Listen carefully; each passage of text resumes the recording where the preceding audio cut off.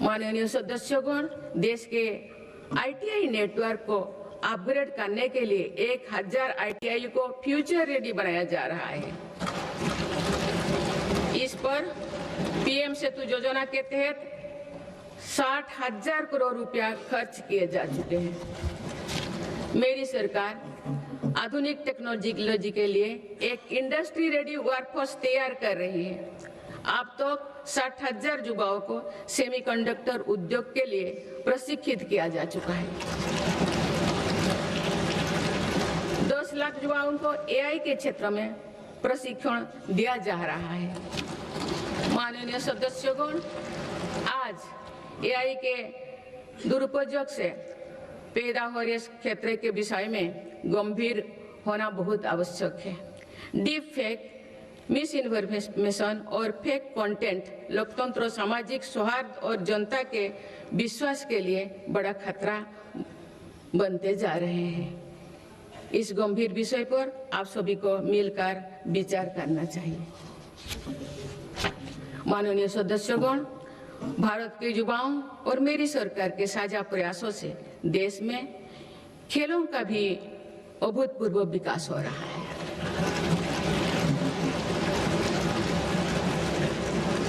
जिस प्रकार हमारे बेटियों का और हमारे दिव्यांग साथियों का प्रदर्शन हो रहा है वो शानदार है। भारत की महिला क्रिकेट टीम ने पहली बार विश्व कप जीता है।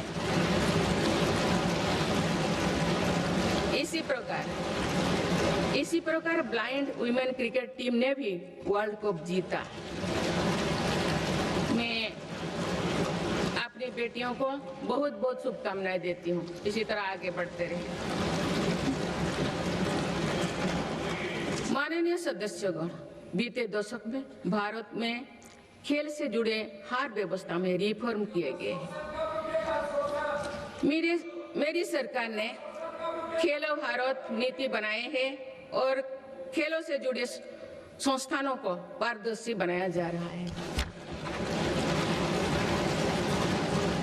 हमारी तैयारियां और आत्मविश्वास का परिणाम है कि भारत को 2030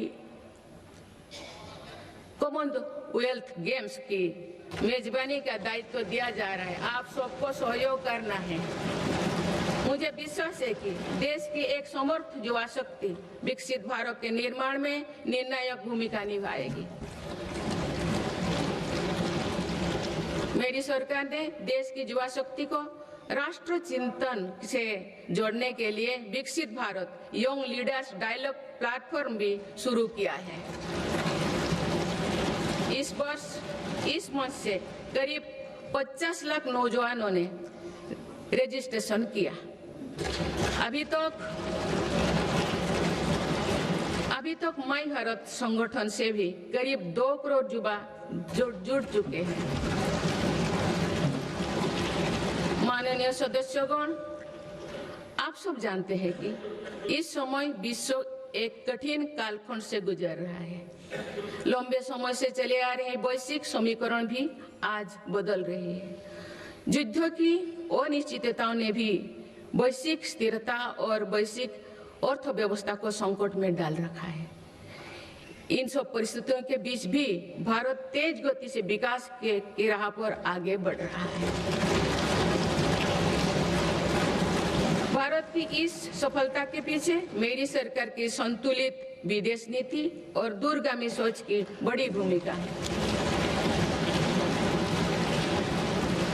माननीय सदस्यगण, वर्तमान की जटिल वैश्विक परिस्थितियों में भारत विश्व में एक सेतु की भूमिका निभा रहा है। युद्धरत देश भी महत्वपूर्ण मुद्दों को लेकर भारत पर अपना भरोसा व्यक्त करते हैं।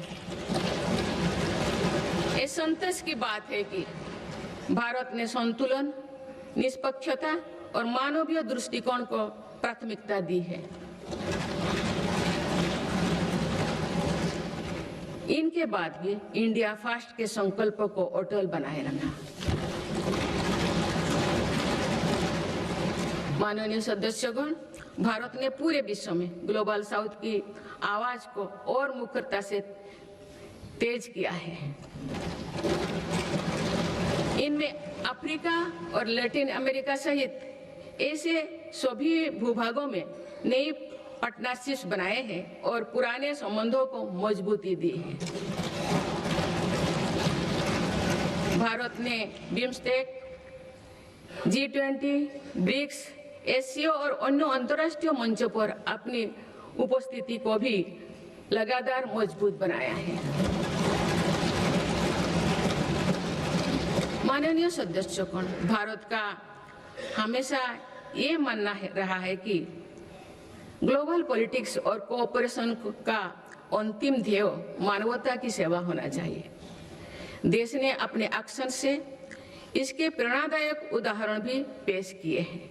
Latin America, south east Asia, Pacific islands और पड़ोसी देशों में संकट के समय आगे आकर हर संभव सहायता पहुंचाए।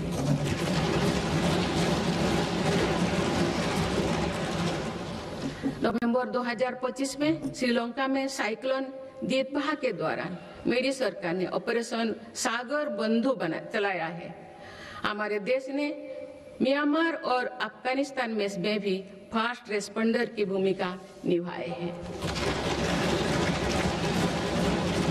माननीय सदस्यगण, भारत अपनी व्यापक भूमिका और सकारात्मक सक्रियता के साथ आज कई वैश्विक संगठनों में बड़ी जिम्मेदारियां निभा रहे हैं। इस साल ब्रिक्स की अध्यक्षता भारत के पास है और दुनिया इसे सकारात्मक दृष्टि से देख रही है। भारत भविष्य के अवसरों और चुनौतियों को देखते हुए वैश्विक समुदाय को एक मंच पर लाने के लिए ग्लोबल एआई इम्पैक्ट समिट भी करने जा रहा है। ये आयोजन भी दुनिया के लिए एक महत्वपूर्ण इवेंट साबित होगा। माननीय सदस्यगण, विकसित भारत के लक्ष्य तक पहुंचने के लिए जितना महत्व आधुनिक विकास को देना है, उतना ही महत्व अपने राष्ट्रीय आत्मसम्मान और सांस्कृतिक स्वाभिमान को भी देना है। सांस्कृतिक दृष्टिकोण से भारत विश्व के समृद्धतम देशों में से एक है। मेरी सरकार इस विरासत को देश की ताकत बनाने के लिए काम कर रही है। गुलामी के कालखंड में मकाले के षड्यंत्र द्वारा भारत के लोगों में हीन भावना में भरने काम किया गया था। आप आजादी के बाद पहली बार मेरी सरकार ने ही उसे तोड़ने का साहस किया है।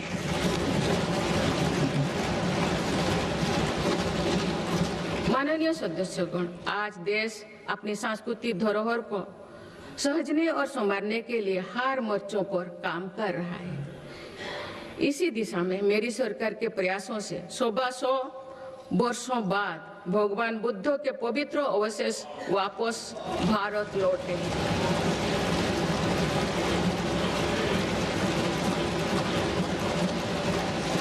उन्हें आप सामान्य जनमानस के दर्शन के लिए समर्पित किया गया है।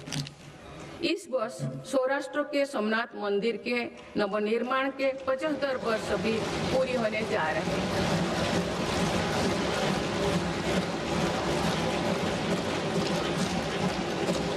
सोमनाथ मंदिर पर हुए आक्रमण के बाद 1000 वर्षों की यात्रा भारत की धार्मिक निष्ठा, समानता, संस्कृति और चिरस्थायी का प्रतीक है। इस अवसर पर जिस उत्साह से देश भर के लोगों ने सोमनाथ स्वाभिमान पर्व में हिस्सा लिए हैं, वो अतुलनीय है।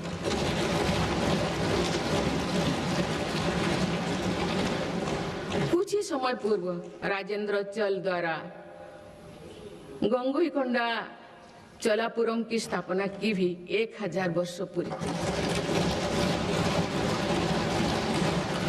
इस अवसर ने भी करोड़ों देशवासियों को अपनी अतीत को गर्व करने का मौका दिया गया है।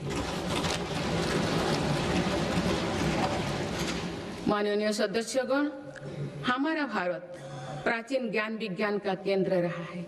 ये ज्ञान विज्ञान प्राचीन पांडुलिपियों के रूप में हजारों वर्षों से पीढ़ी दर पीढ़ी सुरक्षित होता आया, परंतु विदेशी आक्रमणों और आजादी के बाद की उपेक्षा के कारण इस संपदा को बड़ा नुकसान हुआ है। आप, मेरी सरकार इस ज्ञान भंडार का संरक्षण करने जा रहे हैं।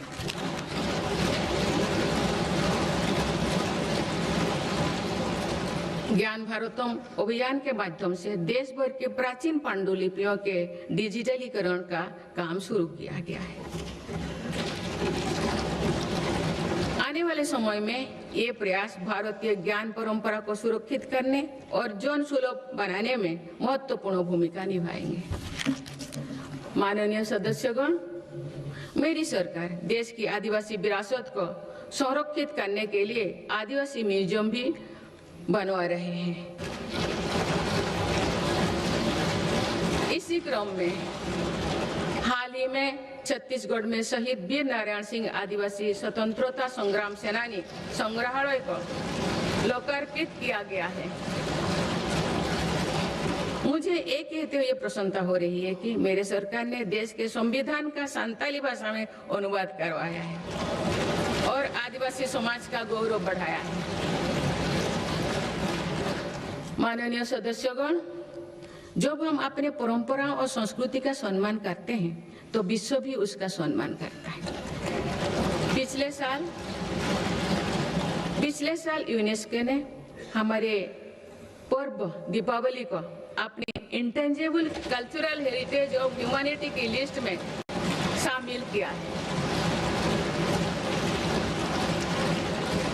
दीपावली की पूरी दुनिया में बढ़ती लोकप्रियता के साथ ही यूनेस्को द्वारा उसका रिकॉग्निशन हम सब भारतीयों के लिए गर्व की बात है। माननीय सदस्यगण, विभिन्न मतों, अलग अलग विचारों के बीच ये सर्वमान्य है कि राष्ट्र से बड़ा कुछ नहीं है।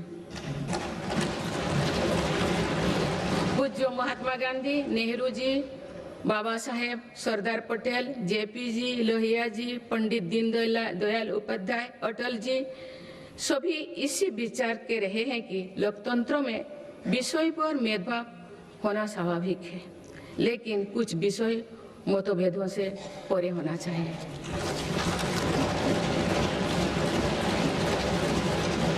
विकसित भारत का संकल्प, भारत की सुरक्षा, आत्मनिर्भरता, स्वदेशी का अभियान, एकता के लिए प्रयास, स्वच्छता, राष्ट्र से जुड़े ऐसे विषयों पर सांसदों को एकमत होना ही चाहिए।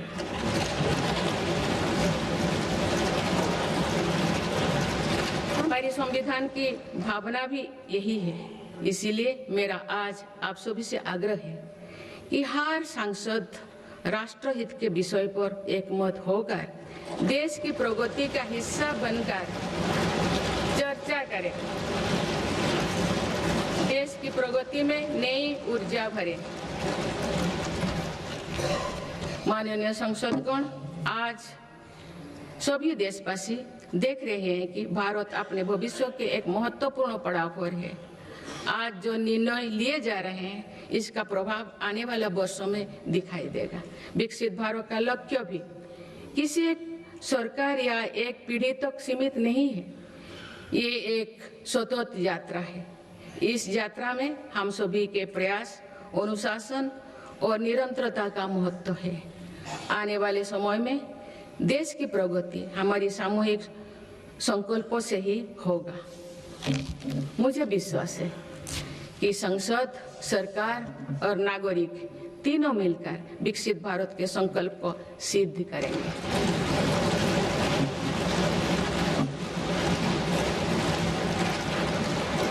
हम भारतवासी राष्ट्रहित को सर्वोपरि रखते हुए संवैधानिक मूल्यों के साथ आगे बढ़ेंगे। सभी देशवासी अपने कर्तव्यों का निर्वहन राष्ट्रहित, राष्ट्र कल्याण में करेंगे। इसी विश्वास के साथ मैं सभी सांसदों को एक सफल और सार्थक सत्र के लिए बहुत बहुत शुभकामनाएं देती हूँ। धन्यवाद। जय हिंद, जय भारत।